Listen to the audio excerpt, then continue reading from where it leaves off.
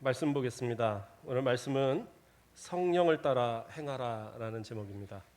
지금 3주에 걸쳐서 계속 성령에 대해서 우리가 살펴보고 있습니다. 지난주에까지 우리가 살폈던 말씀들을 간략하게 설명을 해드리면, 성령님께서는 보혜사 성령으로, 하나님께서 약속하신 보혜사 성령으로 오순절 강림의 역사가 있었습니다.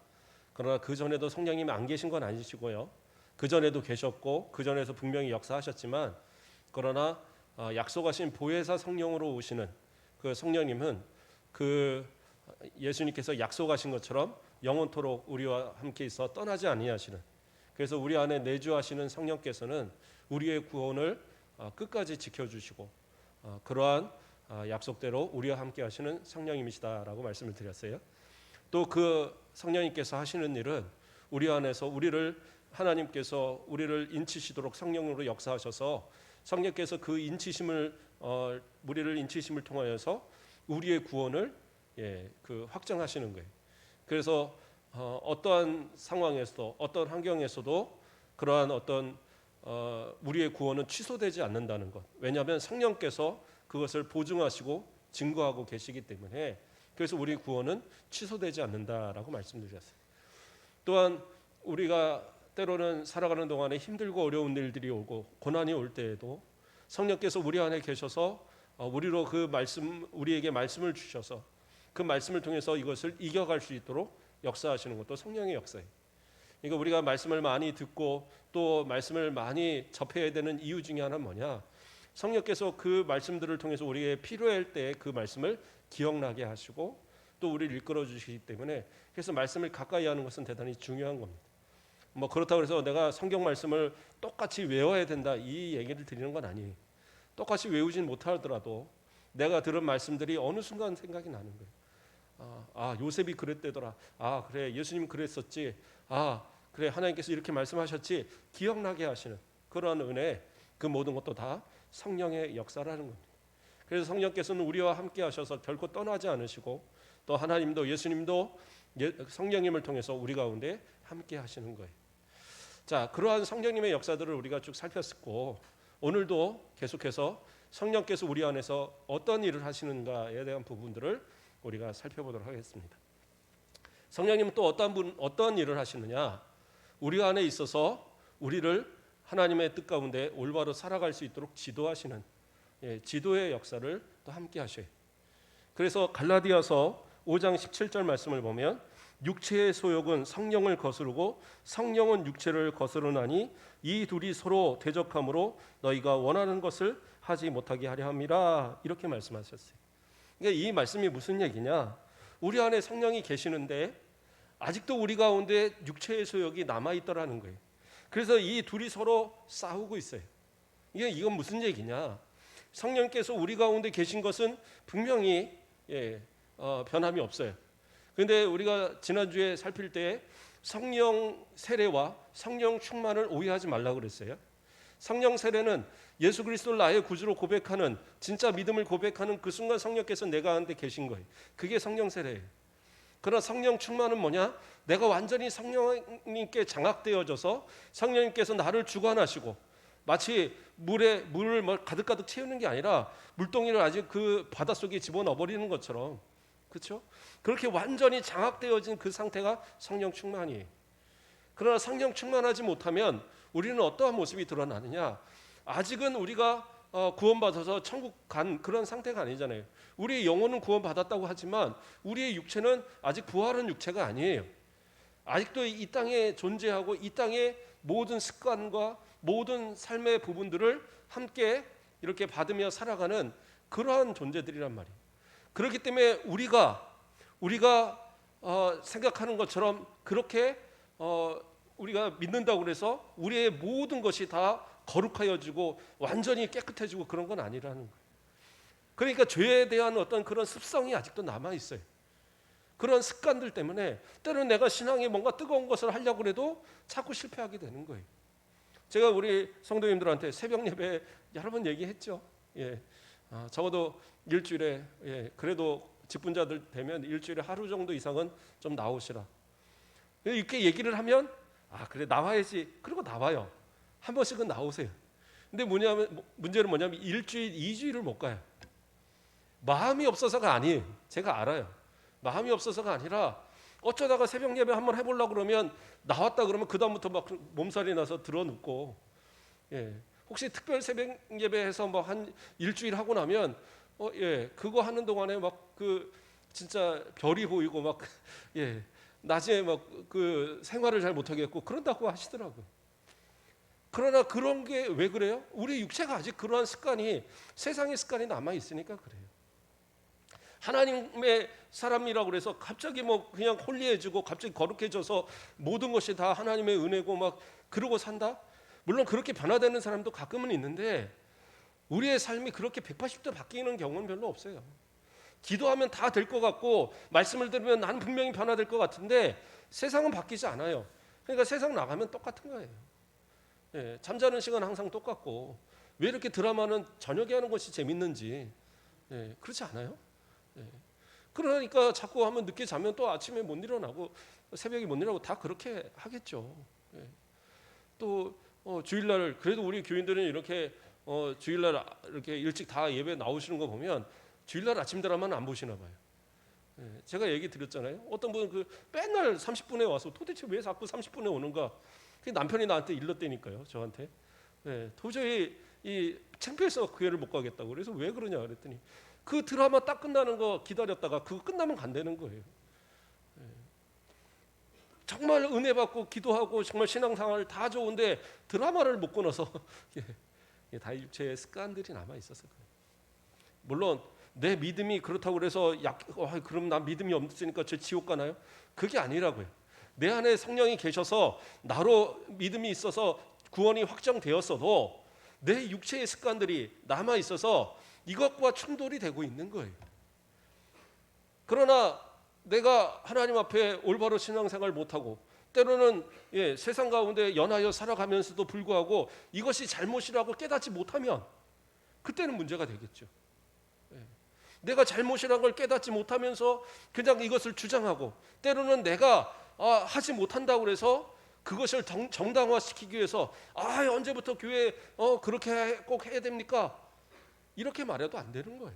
내가 못하면 그냥 가만히 계시면 돼요. 그렇다고 해서 누가 뭐 왜 안 하냐고 뭐라고는 안 합니다. 저도 뭐라고는 안 해요. 설교 때 이렇게 말하는 것 뿐이지. 그러나 어떤 분들을 보면 내가 못한다고 해서 그것을 정당화시키려고 하는 게 있어요. 뭐 이렇게 해도 되지 않습니까? 이런다고 뭐 지옥 가는 거 아니지 않습니까? 이런다고 뭐 다른 사람들 다 그렇게 하는데요. 그런데 하나님이 내 안에 마음을 주시는 거를, 성령께서 내 안에서 무엇을 얘기하시는가를 잘 귀담아 들어야 되는 거예요. 그래서 내 안에서 성령이 역사하셔서 성령께서 이건 아니야, 이렇게 살아야 돼, 말씀에 이렇게 말했잖아, 설교 말씀 이렇게 들었잖아, 그러면 이렇게 살아 하고 내 안에서 말씀하시는 그 말씀이 있다면 그렇게 순종해야 되는 거예요. 그러나 내 육체의 소욕이 있어서, 내 삶의 방식이 있어서, 내 삶의 습관이 있어서 이게 자꾸 충돌되니까 때로는 넘어졌다가 그래도 다시 또 성령의 역사로 따랐다가 또 다시 넘어졌다, 이걸 반복해서 살아가는 거예요. 이 반복이요 결코 나쁜 게 아니에요. 어떤 분들은 저는 해보려고 하는데 자꾸 실패하는데 그래서 저는 못하겠어요. 아니라니까요. 그게 좋은 거예요. 처음부터 누가 그렇게 잘할 수 있겠어요. 우리 새벽에 나오시는 권사님들 꼬박꼬박 나오시잖아요. 어쩌다 한 번 나오면 못 나오면 그게 죄송해갖고, 죄송할 일도 아닌데 뭐 저한테 죄송할 게 뭐가 있겠어요. 근데 죄송할 일도 아닌데 그거 못 나와서 마음이 아프고 안타까워하는 모습들. 근데 이게 처음부터 됐겠냐고요. 처음에 세대 이렇게 시집 와서부터 나는 새벽 예배 가야지 하고 나와서 됐겠어요? 아니잖아요. 누군가의 손에 이끌려서 나가고, 기도의 제목이 있어서 나오고, 하나님 앞에 또 엎드리고, 그러다 보니까 그것이 습관이 되고 그것이 내게 있어 신앙이 되고, 그러면서 변화가 되는 거죠. 그렇죠? 세상의 습관들 이거 끊는 거 이거 쉬운가요? 아니요, 어려워요. 도박하는 사람들 난 도박 안 해, 이제 안 해. 그래갖고 어떤 분들은 손가락을 잘라버리면서까지 도박 안 하겠다 그런다잖아요. 근데 나중에 보면 발가락에다 끼고 도박을 한대요. 화투장을 끼고. 그게 습관이 무서운 거예요. 담배 끊는 사람 그 쉬울 것 같죠? 예, 어떤 분이 그러더라고요. 담배 끊는 사람은 상정도 하지 말라고 그랬대요. 그 왜 그러냐니까 되게 독한 사람이라고. 담배를 어떻게 끊냐고. 맞아요. 세상에는 못 끊는 중에 하나가 담배라고 그러더라고요. 왜냐하면 담배는 되게 중독성이 강해요. 그래서 사실은 미국이나 이런 나라에 대해서는 대마초 있잖아요. 예, 대마초. 이것을 오히려 이렇게 풀어요. 예, 이건 펴도 된다. 근데 오히려 뭐가 나쁘냐? 담배가 나쁘다고 그래요. 그 이유가 뭐냐면 대마초에 환각 증세가 있어서 이건 마약으로 분류가 되는데 그러나 그 마약으로서의 그 역할이 되게 약하대요. 사실은 담배보다는 조금 더 환각이 있는데 대신 그것은 중독성이 없대요. 중독성이 크지 않아서 내가 그럼 이거 담배차 안 펴야지 아마 안 할 수 있대요. 그래서 미국의 몇몇 주들은 그것을 허용을 하는 거예요. 그런데 문제는 뭐냐면 담배는 중독성이 너무 강해서 끊기가 너무 쉽지 않대요. 너무 어렵대요. 그래서 담배 끊는다는 건 정말 이건 뭐 믿음으로 안 되고 능으로도 안 되고 이런 분도 있어요. 제가 뭐 모르는 게 아니에요. 그럼에도 불구하고 말씀을 드리는 이유는 뭐냐? 그래요. 성령께서 역사하셔서 내가 끊겠다는 마음을 가지면 해보는 거예요. 그냥 또 실패하면 어떡해요? 다음 주에 또 다시 하면 되죠. 예, 술 끊는 것도 마찬가지고, 예, 세상의 다른 습관들도 마찬가지예요. 어떤 분들은 보면 주일날 왜 이렇게 자꾸 빠지는가 보면 주일날 그 가서 뭐 어떤 분들은 골프 쳐야 된다고 그러고 어떤 분들은 족구해야 된다고 그러고 조기 축구에 들어가고 축구하면 이번에 결승전이 있는데 그것도 끊기 쉽지 않죠. 그거 끊으면 인간관계 다 끊어지는데 그래도 또 끊어야 되겠다 마음 먹어지면 또 끊어보는 거예요. 안 될까요? 되죠. 하나님 앞에 정한 시간을 드리고 하나님 앞에 정한 그러한 어떤 신앙의 어떤 내 모습들을 지켜가는 데 있어서 방해가 되는 요소가 있다면 끊는 것도 노력해 보셔야 돼요. 그러나 한 번에 안 되는 건 당연하다니까요. 왜 안 돼요? 육체의 소욕이 내 가운데 아직도 남아있기 때문에요. 육체가 나를 붙들고 있어요. 그러니까 천국 가는 그날까지 우리는 계속해서 이러한 것들을 바꿔가는 노력들을 해야 되는 거예요. 그래서 때로는 나는 도저히 안 될 것 같은데요. 그럼 어떻게 해요? 기도하시면 되는 거예요. 성령님을 의지해서 하나님 앞에 기도했어요. 하나님 제가 부족해요. 저 도와주세요. 하나님 제가 주님 믿는데 그 믿음만큼 제가 삶이 안 돼요. 하나님 도와주세요. 그러면 도와주시는 거예요. 그러니까 그 예수님 앞에 찾아왔던 그 귀신 들린 아이를 두고 찾아왔던 그 아버지가 있잖아요. 물론 이제 예수님이 변화산에 변화하신 그 산에 올르셨을 때에 제자들이 먼저 만났죠. 근데 이제 이 귀신들을 못 고치니까 귀신 들린 걸 못 고치니까 예수님 오셨을 때 할 수 있거든. 뭐 우리 아이를 좀 고쳐주세요. 그러니까 예수님 뭐라고 그래요? 할 수 있거든이 무슨 말이냐? 믿는 자에게 능치 못할 일이 없다. 믿음 가지라는 거죠. 그러니까 뭐라고 그래요? 내 믿음 믿나이다. 내 믿음 없는 것을 도와주시옵소서. 그렇게 고백을 해요. 믿음 없는 거 도와달라. 내가 잘 믿어지지 않고 지금 잘 안 되는데 그래도 내가 믿을 테니까 저를 좀 도와주세요. 예수님 뭐예요? 그걸 믿음으로 보셨어요. 그래서 그 아이를 고쳐주셨다니까요. 믿음이 없이는 능력이 없어요. 근데 믿는다는 건 뭐냐? 내 믿음 없음을, 내 부족함을, 내가 안 된다는 것을 하나님 앞에 정직하게 알고 하나님의 도움을 구하는 거예요. 내가 그렇게 했는데도 아직 못 고쳤다. 그럼 내 책임 아니잖아요. 하나님 책임이지. 그렇지 않겠어요?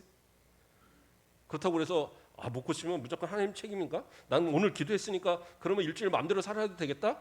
그런 마음 갖지 마시고 노력하라는 거죠. 근데 또 실패해도 또 하나님 앞에 또 아뢰고 또 실패해도 또 아뢰고 그렇게 해서 변화가는 거예요. 그러한 변화의 과정들을 성경은 뭐라고 얘기를 하느냐? 그것이 바로 성도의 견인이에요.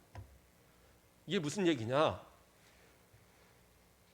성령님께서 우리 믿는 자들을 천국 가는 그날까지 이끌어 가시는 과정, 그 과정을 성도의 견인이라고 말을 하는 거예요. 우리의 힘으로는 안 되니까, 우리의 힘으로는 자꾸 실패하니까, 그래서 구원의 서정이라고 해서 구원의 어떤 과정을 이렇게 단계별로 만들어 놓은 게 있어요.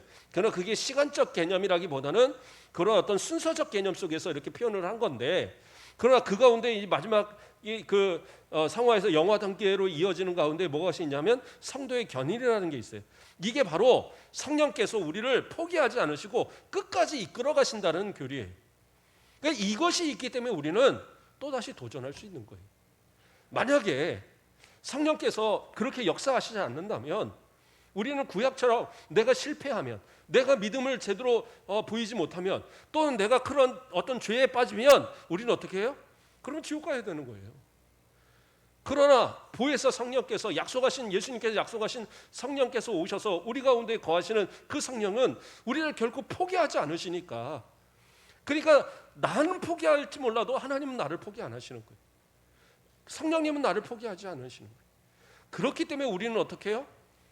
구원받을 수 있는 거예요. 그러니까 너무 세상 사는데 두려워하지 마세요.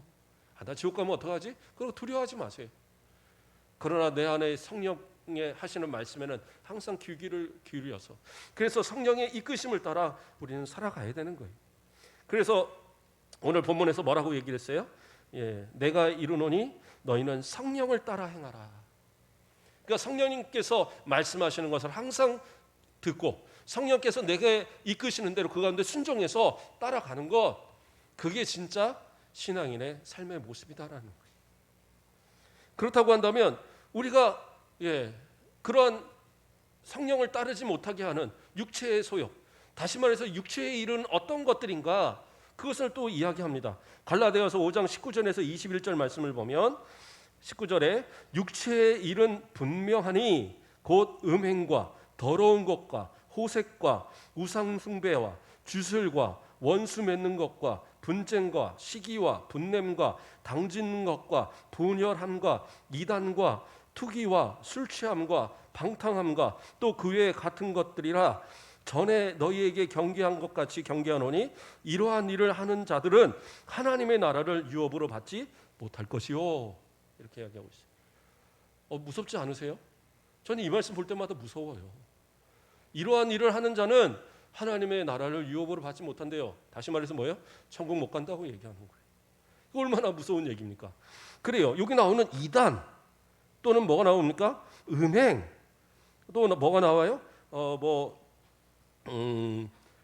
그렇죠? 방탕, 주술, 이런 건 당연히 안 하죠. 이건 확실하게 안 되는 거니까. 이단 그러면 지옥 가는 건 당연한 거잖아요. 우상 숭배하면 지옥 가는 거 당연한 거잖아요. 그렇죠? 무슨 주술, 점쟁이 따라다니고 뭐 이런 거 믿음 없는 거잖아요. 그렇죠? 방탕해서 세상 가운데 막 으쌰으쌰 하고 놀고 그런 거 안 되는 거잖아요. 그런데 그것만이 아니에요. 여기서 뭐가 나와요? 뭐 분쟁, 시기, 분냄, 당짓는 것, 분열, 이거 뭐예요? 안 싸워보신 분은 있으세요? 서로 미워하지 않은 분은 있으세요? 다퉈보지 않은 분은 있으세요? 혹시 오늘 아침에 우리 뭐 부부끼리 또 막 이러고 또 오신 분은 혹시 있지 않으세요? 그럴 수 있잖아요, 다들. 그런데 하나님의 나라 못 간다고는 어떻게 하겠어요? 이러면 이제 심각해지는 겁니다. 목사님은 안 싸우셨나요? 저도 부부싸움 합니다. 한 1년에 한두 번. 그렇다고 막 집어던지고 싸우진 않고 말로 싸워요. 말로 싸우면 옆에 있다가 우리 딸이 아빠 싸워? 막 이러면서 한마디 하고. 그러면 지옥 가야 되나요? 아니잖아요. 왜 안 갈 수 있느냐? 이제까지 말씀드린 대로 성령께서 내 안에서 인치신 그것을 증거 삼아서 이 사람은 천국 갈 사람입니다 하고 하나님 앞에 증거하기 때문에, 그 구원이 결코 취소되지 않도록 증거하고 있기 때문에 우린 지옥 안 가요. 그러니까 그것을 갖고 고민하거나 그러지 마세요. 그런데 중요한 건 뭐예요? 이것은 육체의 소욕이에요.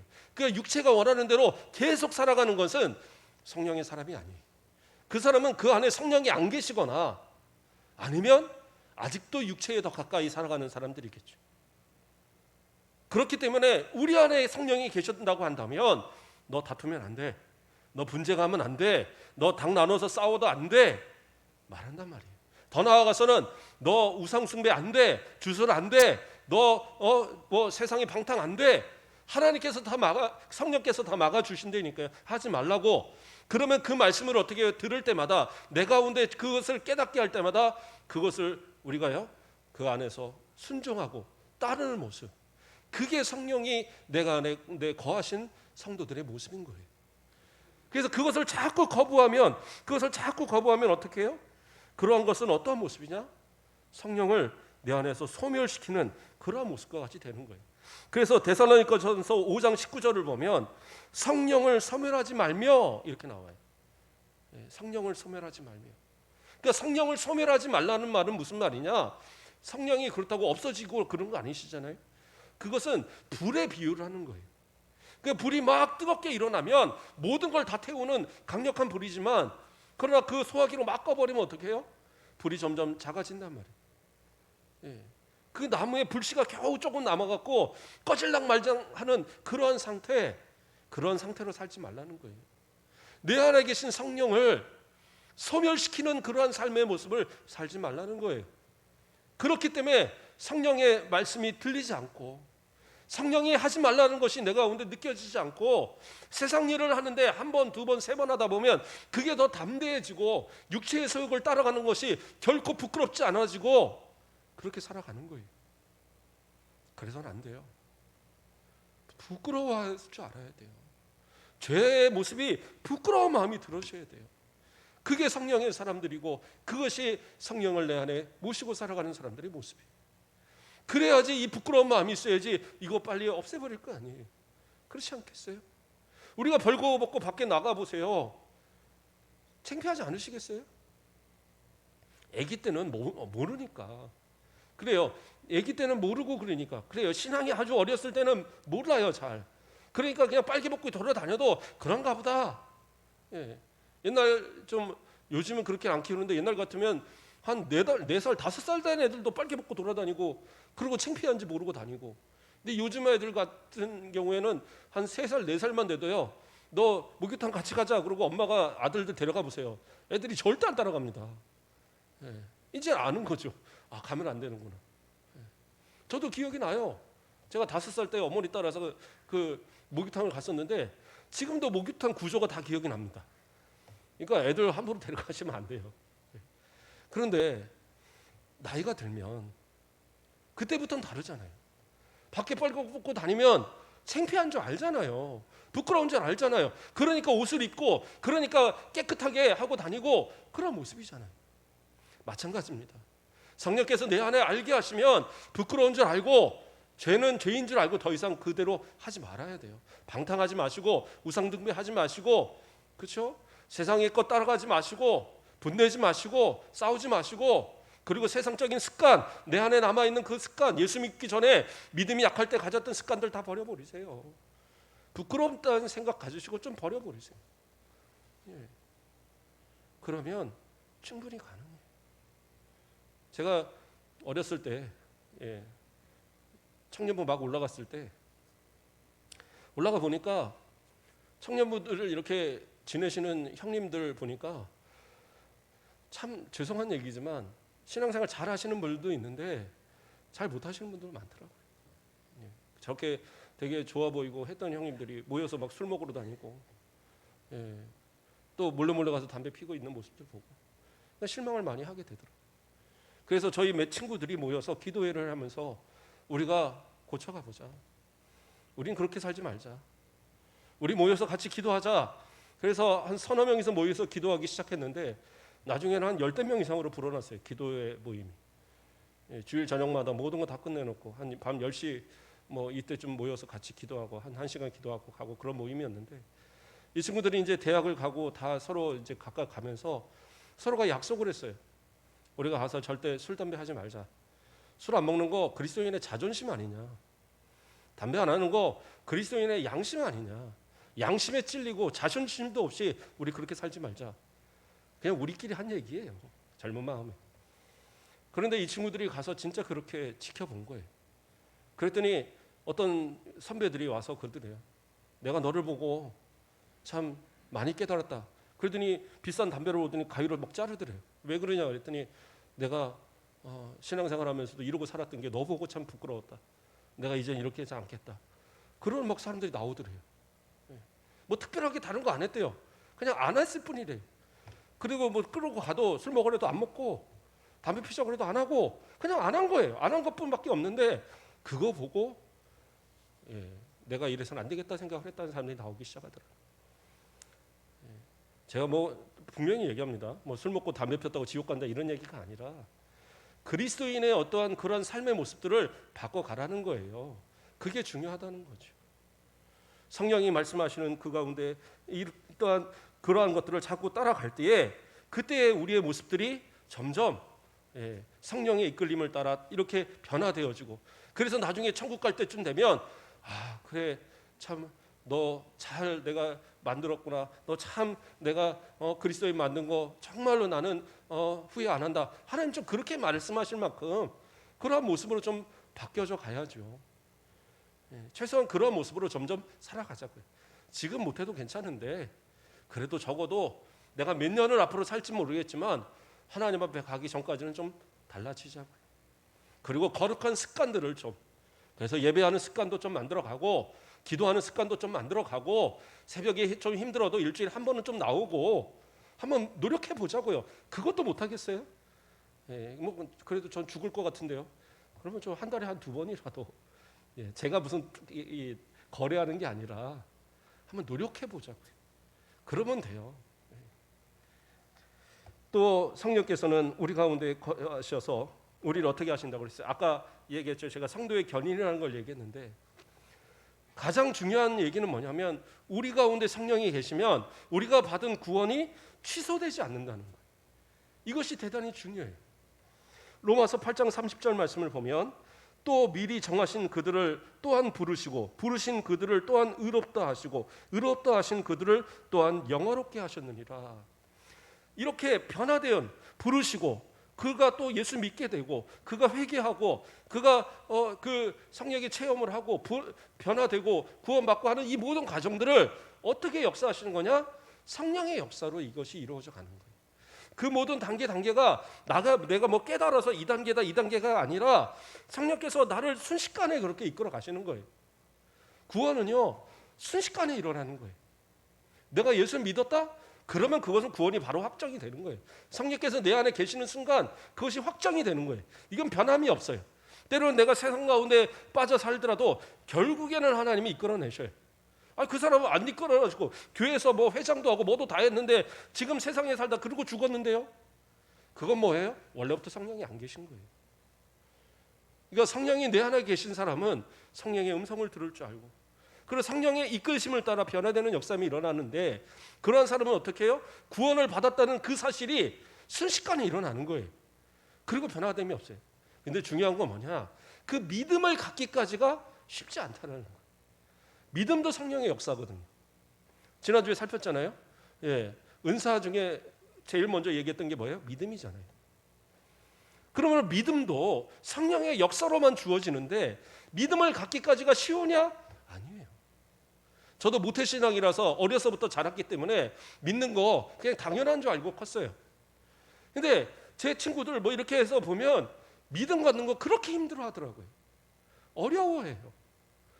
말도 안 되는 거 갖고 고민하고 아니 너 구원 받았잖아 아무리 외쳐도 나는 아무래도 아닌 것 같아 막 이런 얘기를 해요. 제 고등학교 친구 중에 하나가 진짜 신앙생활을 잘했거든요. 저희가 미션 스쿨이었기 때문에 다 교회 다니는 애들이 때문에 많았는데 진짜 신앙생활을 잘하는 친구였어요. 그랬더니 이 친구가 어느 날 와서 나한테 고민을 하는 거예요. 모세야 나 고민이 돼. 왜? 우리 고모님이 무당이거든. 그래 무당인데 뭐 어때? 고모가 와서 자꾸 용돈을 주셔. 그 용돈 주면 열심히 잘 받지. 그랬더니 헌금하래 그러는 거예요. 교회 가서 헌금하랬다는 거예요. 그래서 아니 뭐 왜 헌금하래? 그랬더니 그냥 교회 다니면 좋다고 헌금하래. 그러면서 하는 얘기가 네 작은 아버지가 저기 염라대왕이고 네 저 고조 할아버지가 뭐 그러니까 돌아가신 고조 할아버지가 옥황상제고 그래서 그분들이 너네를 도와줘서 잘 산다는 거예요. 그러니까 잘 살고 교회 가서 헌금하면서 또 좋은 말 잘 듣고 살아. 이 친구가 혼란이 오는 거예요. 근데 어떤 일이 있었냐면 그 동생이 길을 가다가 자동차에 치였는데 붕 날라 떨어졌는데 하나도 안 다친 거예요. 그러니까 야 놀랍다 했는데 그 고모가 전화가 왔고 그 조카 다치지 않았냐 집으로 전화가 왔더라는 거예요.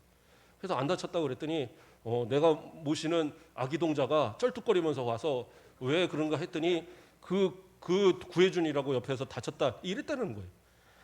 말도 안 되는 얘기에 속아서 그 얘기를 가지고 이 친구가 고민을 하는 거예요. 나는 아무래도 교회가 안 맞는 것 같아. 어떻게 해야 돼? 나 지옥 가면 어떡해? 고민하고 있는 거예요. 제가 그랬어요. 걱정하지 마. 그거 다 거짓말이고 마귀가 거짓말하는 거야. 그거 속으면 안 돼. 너 믿음 흔들려고 그러는 거야. 그런 말에 흔들리지 마. 너 안에 계시는 예수님, 너 안에 계신 하나님 믿어야지. 그 믿으면 결코 흔들리지 마. 그렇게 얘기하니까 이 친구가 알겠어 하고 가더라고. 근데 그 다음부터는 이제 뭐 저하고 그런 얘기를 나누진 않아서. 그런데 그렇게 흔들리더라고요. 믿음을 확고하게 갖는다는 거 쉬운 일이 아니더라고요.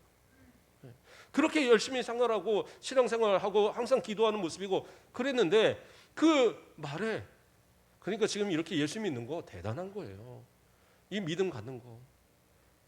어떻게 성경이 믿어져요? 예수님이 어떻게 죽었다 살아나신 게 믿어지고 어떻게 무리를 걷는 게 믿어지고 어떻게 오병이어 사건이 믿어지고 어떻게 죽은 자가 살아나는 일들을 어떻게 믿어요? 그러나 이것이 믿어지는 것이 믿음이고 이것이 누구의 역사예요? 성령의 역사예요. 그러니까 그 믿어지기까지가 그렇게 힘든 건 당연해요. 그러나 지금 믿어졌다고 하면 그 다음부터는 구원은 어떻게 해요? 의심하지 마세요. 성령께서 내 안에서 결코 포기하지 않으시고 결코 외면하지 않으시고 끝까지 우리를 이끌어 가시는 거예요. 근데 중요한 건 뭐냐? 진짜 내 안에 성령이 역사하셔서 내 가운데 믿음이 있다. 그러면 어떻게 해요? 그 믿음이 삶을 통해서 나타나야 돼요. 이게 성령의 역사예요. 성령 충만한 사람들, 믿음 충만한 사람들, 정말 내 안에서 성령이 함께 하시는 사람들의 모습은 어떤 모습이냐? 삶을 통하여 나타나야 돼요. 갈라디아서 5장 사도행전 11장 24절 말씀을 보면 바나바는 착한 사람이요 성령과 믿음이 충만한 사람이라 이에 큰 무리가 주께 더하여지더라 이렇게 이야기하고 있어요. 이게 무슨 얘기예요? 진짜 믿음 있는 사람은요 그 안에 성령이 충만한 사람은 뭐예요? 착한 사람이 된다는 거예요. 이게 중요해요. 착한 사람 되셔야 돼요. 착한 사람. 옛날에 왜 깡패들 보면 여기다 착하게 살자 막 이렇게 붙이고 뭐 이렇게 하는 사람도 있잖아요. 착한 사람 되셔야 돼요. 내가 이제까지 성격이 나쁘고 내가 어렸서부터 난 불같은 성격이고 남들한테 당하고 못 살고 다 바꾸세요. 이제 바꾸시는 거예요. 바나바가 옛날부터 착했는지는 잘 모르겠어요. 그러나 이 성경은 뭐라고 얘기해요? 분명히 바나바가 착한 사람인데 왜 착하냐? 성령과 믿음이 충만해서 그렇다라고 나오는 거예요. 내 안에 성령이 계시고 내 가운데 믿음이 있고 내가 충만한 가운데 살아가는 사람이라고 한다면 어떻게 해요? 착하게 사셔야 돼요. 말도 착하게, 행동도 착하게. 그래서 누가 바라봐도 저 사람은 예수 믿는 사람이야, 저 사람은 가곡교회 다니는 사람이야 인정할 수 있는 사람. 저는 인터넷이나 이런 것도 보면 교회 얘기만 나오면 밑에다가 막 욕을 바가지로 쓰는 사람들이 있어요. 왜 그럴까요? 교회 다니는 사람들한테 실망해서 그런 거예요. 예수 믿는 사람들한테 실망해서 그렇다니까요. 예수 믿는데 왜 그래? 예수 믿는데 왜 거짓말해? 예수 믿는데 왜 사기쳐? 예수 믿는데 왜 그렇게 남들한테 악독하게 해? 예수 믿는데 왜 이렇게 가족을 외면해? 그러니까 그러는 거예요. 예수 믿으면 어떻게 해요? 더 착하게 사셔야 돼요. 나는 더 이상 옛사람은 내가 아니에요. 나는 이미 옛사람은 다 죽은 거예요. 이제는 뭐예요? 그리스도가 내 안에 사시는 그러한 사람이에요. 이제는 내가 아니라 예수가 사시는 나의 모습이기 때문에 우리는 어떻게 해요?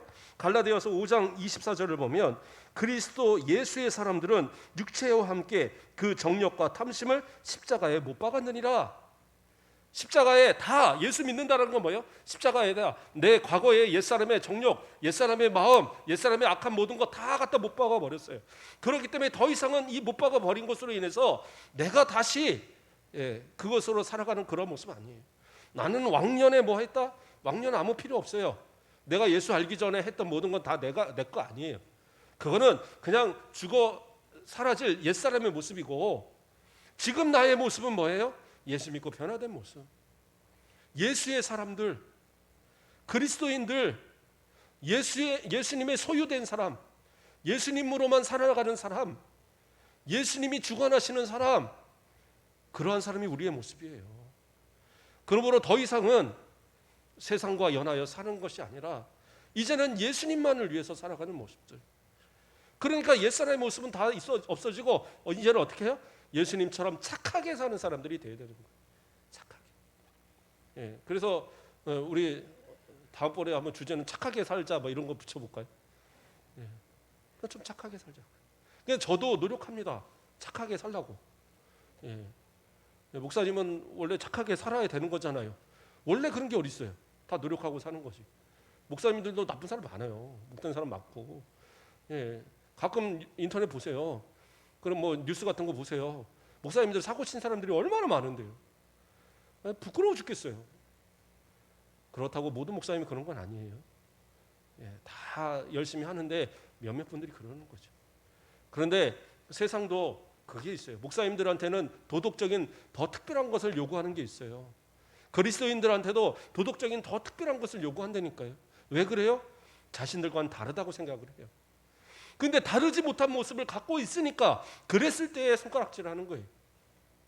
저와 여러분들 적어도 일주일만이라도 착하게 살아보길 바랍니다.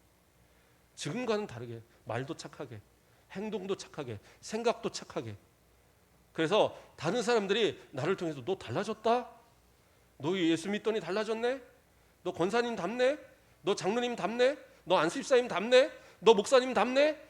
이렇게 좀 말을 들을 수 있는 그런 모습을 한번 살아보자고요. 그리고 일주일 때 딱 돌아올 때 하나님 앞에 하나님 감사합니다. 저 착하게 살았어요. 저 잘했지요. 이렇게 말할 수 있는 그런 믿음의 모습, 그런 모습이 좀 되어지자라는 거예요. 그런데 때로는 우리가 안 되잖아요. 그래도 걱정할 필요는 없어요. 왜요? 우리 안에 성령이 기도하세요. 저는 이 구절이 너무 좋아요. 로마서 8장 26절에서 27절을 봉독해 드립니다. 이와 같이 성령도 우리의 연약함을 도우시나니 우리는 마땅히 기도할 바를 알지 못하나 오직 성령이 말할 수 없는 탄식으로 우리를 위하여 친히 간구하시느니라. 마음을 살피시는 이가 성령의 생각을 아시나니 이는 성령이 하나님의 뜻대로 성도를 위하여 간구하심이라. 성령님이 어떻게 하셔요? 우리 안에서 간구하고 기도하고 계신대요. 우리는 말할 바를 잘 몰라요. 그래서 때로는 기도할 때 그러잖아요. 하나님 알고 지은 죄 모르고 지은 죄 다 용서하시고 모르고 지은 죄 뭐 그렇게 하고 끝내시는 분들이 있더라고요.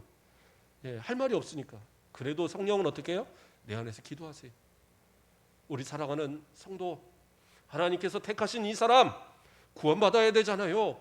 이 사람 죄를 깨닫고 회개하게 해주세요. 이 사람 편하게 해주세요. 착하게 해주세요. 이 사람 예수 믿는 사람답게 살게 해주세요. 기도한단 말이에요. 탄식하셔요. 이 사람 오늘도 죄 졌어요. 이 사람 오늘도 거짓말했어요. 이 사람 오늘도 이 옛사람의 습관 못 버렸어요. 하나님 도와주세요. 성령님께서 기도한다니까요. 용서해 주세요. 기도한다니까요. 그렇게 우리를 위해서 간절히 막 기도하시니까 우리 안에 있는 그 성령의 마음을 누가 아셔요? 하나님이 아시는 거예요. 하나님이 아시고 걱정 마세요. 나 이 사람 안 버려요. 걱정 마세요. 이 사람은 내 사람이에요. 하나님도 인정하시는 거예요. 그래서 점점 우리를 변화시키고자 하는 하나님의 역사가 계속 반복되고 있는 거예요. 이러면 좀 견딜만 하지 않으세요?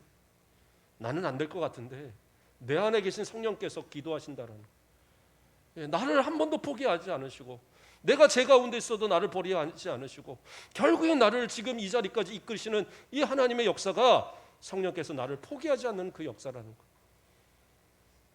이제로 내 안에 계신 성령님께 귀를 기울이십시오. 그리고 성령님이 이끄시는 대로 따라가십시오. 성령님이 우리 가운데 포기하지 않으시고 우리를 위해서 기도하고 애통하시고 그 탄식하시는 그 소리를 좀 귀 기울여 보세요.